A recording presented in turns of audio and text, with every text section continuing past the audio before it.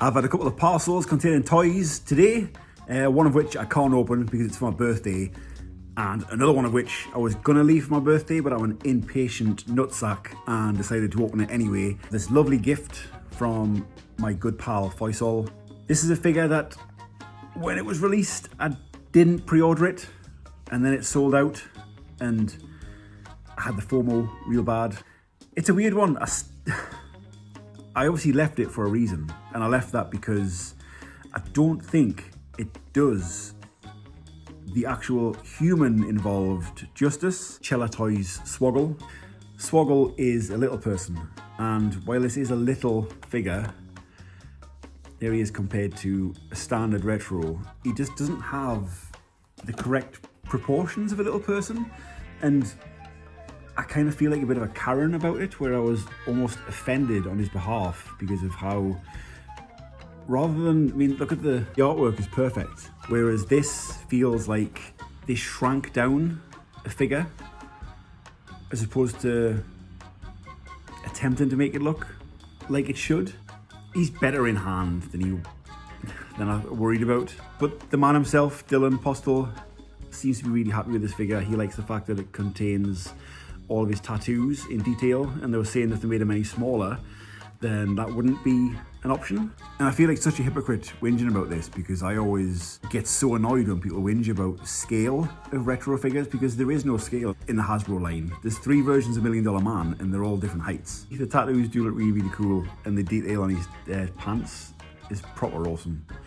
But the fact that it was a gift as well just means a lot. But the ironic thing is, like the day after Faisal posted me this, Wrestling Trader restocked it, and I feel really guilty and ashamed and undeserving of such a nice gift. I think a lot of people were disappointed in how this turned out, but Cella are now under new ownership, and the new guys are way more interested in getting things right. And I think the guy who did the sculpt for this, I might be wrong, I'm just surmising here, is now gone, and there is somebody new. And the new prototypes that Wrestling Trader have showed going forward are splendid. It's a shame Swoggle was sacrificed for that to happen, but future results might make it worth it. Thanks once again, Faisal, and I hope you have a cracking holiday, dude. I was lucky enough to get this at Game before they realised how they messed up the price. So I got it for 15 quid, and I split the pack with my mate Adam because I only want these two. Ransack and Goldbug. Adam's keeping Skywasp and the incorrect version of Scorponok. Base mode, not Scorp. It doesn't work. He's covered in scuffs and scratches which might not show up on camera. I don't really care that much considering these are what, £3 or £4 each, and I don't have the VW version mold of this. I only have Cliff Jumper. I only just realised I've kind of got a Bumblebee shrine going on as well, and obviously Goldbug is Bumblebee when he gets an upgrade to a Throttlebot, so he'll sit on there nicely along with the thing that arrived for my birthday. But I'll show you that later. I got this yesterday, the day before, I don't know, the NECA Ultimate Edition April O'Neil. The most boring action figure I think I've ever owned. Very drab outfit, apart from the yellow coat. Now, NECA originally released this with their own yellow coat. I missed out on that version.